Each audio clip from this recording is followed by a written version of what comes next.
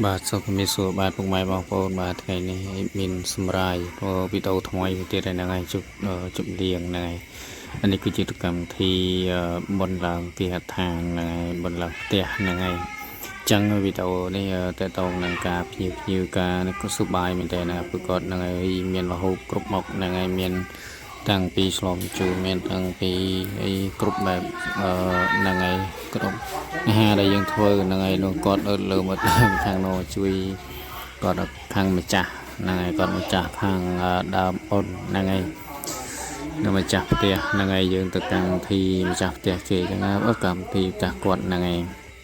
ហើយគាត់បានហៅខ្ញុំអញ្ចឹងទៅហើយនេះក៏ភ្ញៀវក៏ចិត្តអស់ដែរអញ្ចឹងណាហើយភ្ញៀវហ្នឹងហើយនឹងវីដេអូក៏បានថតយ៉ាងវែងយ៉ាងយូរអញ្ចឹងហើយក៏យ៉ាងសប្បាយអញ្ចឹងណាអ្នកគ្នាហ្នឹងហើយនេះគាត់នេះបកែហូបមែនតើហ្នឹងហើយថែមទៅថែមមកអស់ថែមអញ្ចឹងណាហើយខ្ញុំកំពុងតែញ៉ាំដែរអញ្ចឹងហើយខ្ញុំមិនសូវញ៉ាំទេតែសារខ្ញុំសូវចូលចិត្តអញ្ចឹងណាហើយនេះអាចារ្យមានតាំងពីម្ចាស់ហើយនឹងហ្នឹងហើយនេះនឹងស្រ័យវានឹងជី7ណាជី7ណាហៅស្រានឹងហៅដូច7ជូរដូច7អញ្ចឹងណាហើយខ្ញុំសារតែមួយម៉ាត់ម៉ែជូរមកជូរហើយប្រសើរប្រហើអញ្ចឹងទៅអ្នកនរគ្នាហើយអត់ដែរហូបទេសារនេះអស់សាកតែមួយម៉ាត់គឺដឹងមកសាកមើលណាมันទីមានសាកច្រើននេះគឺទឹកមានចាំពណ៌អញ្ចឹងហ្នឹងមួយទី Tiger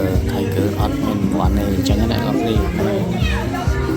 ហើយក៏ចង់ញ៉ាំដែរដោយសារញ៉ាំឲ្យកើតហ្នឹងហើយយើងតុកចប់មានផ្លែឈើមានអេស្រាហ្នឹងក៏អត់ចូលចិត្តដែរអញ្ចឹងហើយនេះគាត់កំពុងតែរៀបចំសប្បាយទេថតមើលញ៉ាំអញ្ចឹងណាវីដេអូក៏